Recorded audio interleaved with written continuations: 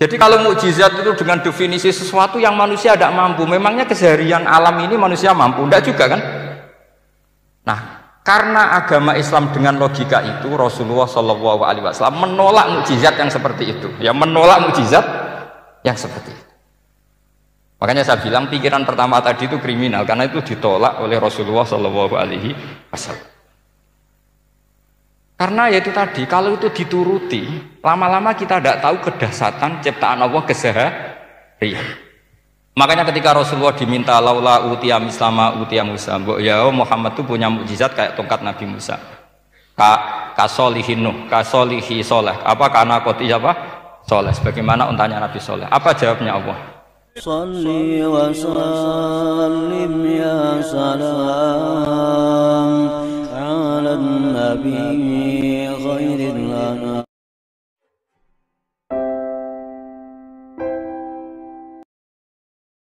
Kulo diminta panitia untuk bikin judul.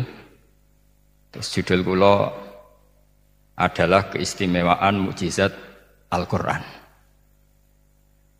Kersane akurat nih kulo betul kerpean. Jadi otoritatif.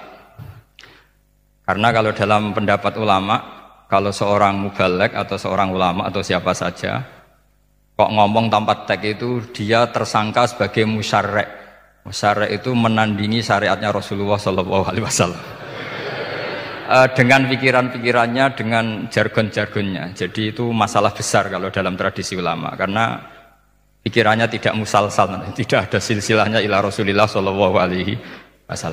Makanya saya meskipun banyak orang percaya ngaji di mana-mana itu bawa kitab.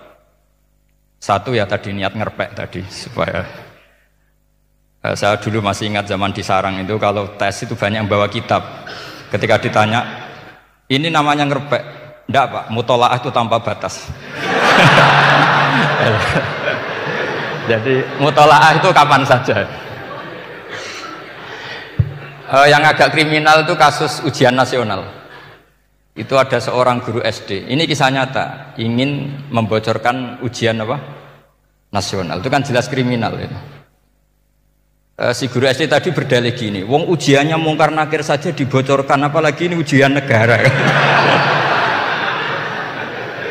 Karena semua kiai itu kan mengajari kita marrobuka waman nabi, itu kan mengecewakan mungkar nakir, artinya kan membocorkan ujian. Singkat cerita kiai tadi itu, guru tadi, kalau nggak percaya tanya Gus Bah. Akhirnya rombongan guru SD tanya ke saya, apa betul Gus ujian boleh dibocorkan? Analoginya kiai-kiai bocorkan ujiannya siapa? Mungkar nakir. Karena saya ya NKRI harga mati, saya bilang tertawa-tawa. Kalau saya jawab gak kriminal dimarahin polisi. Kalau saya jawab kriminal, analoginya dengan mungkar nakir memang yang membocorkan itu apa? Nggak usah diteruskan, kalau saya bilang boleh nanti jadi kriminal. Dan agama ini adalah analogi. Analogi itu kias. Sehingga saya di sini insya Allah serius sekali membawa makalah mukjizatnya Quran. Kenapa demikian? Memang saya merasakan dan semua yang hadir di sini pasti merasakan bahwa mukjizatnya Quran itu luar biasa. Sehingga kita satu-satunya umat yang enggak ditunggui Rasul, tapi kualitas iman kita insya Allah menyamai periode-periode sahabatnya Rasulullah SAW. Tapi syaratnya tadi ya, dengan pikiran yang sama, dengan teks yang sama, dengan rasa yang sama, dengan kejiwaan yang sama.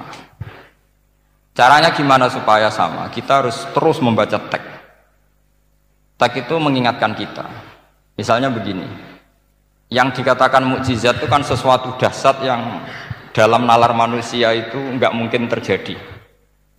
Misalnya ontanya Nabi Soleh keluar dari batu besar, itu kan satu peristiwa yang akal manusia tidak sampai. Begitu juga tongkatnya Nabi Musa membelah Laut Merah, yang akal manusia itu tidak sampai. Tapi pikiran itu menurut mazhab kita yang waras ini, saya ulang lagi, kita yang waras itu pikiran kriminal, itu salah. Saya ulang lagi ya, kita semua kan umatnya Rasulullah SAW. Semoga benar-benar umatnya Nabi, bukan Islam yang kumat. Karena orang Islam itu pilihannya hanya dua, kalau nggak bersatu umat Islam ya Islam yang kumat.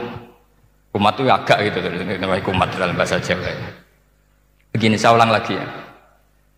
Yang dikatakan mukjizat itu amrun khariqun lil adat, sesuatu yang luar biasa, kemudian dalam tanda kutip yang manusia itu tidak mampu, sehingga itu dikatakan mukjizat. Seperti tongkatnya Nabi Musa dan untanya Nabi Nuh yang keluar dari batu besar. Kalau kalian ingin jadi wali, pikiran seperti itu udah akan jadi wali. Gagal itu di KPU, gagal. Jadi nggak usah sampai MK, di KPU sudah gagal. Kenapa demikian? Pertanyaannya begini, memangnya sesuatu yang wajar kita lihat keseharian itu dalam kemampuan manusia? Saya ulang lagi, memangnya sesuatu yang biasa saja, yang normal saja itu dalam kemampuan manusia? Enggak juga kan? Manusia bisa nggak bikin unta? Yang wajar saja, yang lewat indukan, bisa nggak? Enggak kan? Manusia bisa bikin laut enggak? Enggak kan? Jadi kalau mukjizat itu dengan definisi sesuatu yang manusia tidak mampu, memangnya keseharian alam ini manusia mampu? Enggak juga kan? Nah, karena agama Islam dengan logika itu, Rasulullah SAW menolak mukjizat yang seperti itu. Ya, menolak mukjizat yang seperti itu. Makanya saya bilang pikiran pertama tadi itu kriminal, karena itu ditolak oleh Rasulullah SAW. Karena ya itu tadi, kalau itu dituruti, lama-lama kita tidak tahu kedahsyatan ciptaan Allah keseharian. Makanya ketika Rasulullah diminta laula utiya mislama utiya Musa, ya Muhammad itu punya mukjizat kayak tongkat Nabi Musa. Kasolihin Nuh, kasolihi soleh. Apa karena koti apa? Soleh. Sebagaimana untanya Nabi Soleh. Apa jawabnya Allah? Wa ma min dabatin fil ardi wala ta'iri yatiru bi janahihi illa umamun amsalu. Sebagian dijawab inna fi khalqis samawati wal ardi wa ikhtilafil laili wan nahar sampai saat terusnya wa tasrifir riyah saat terusnya la ayatil liqaumi yaqilun.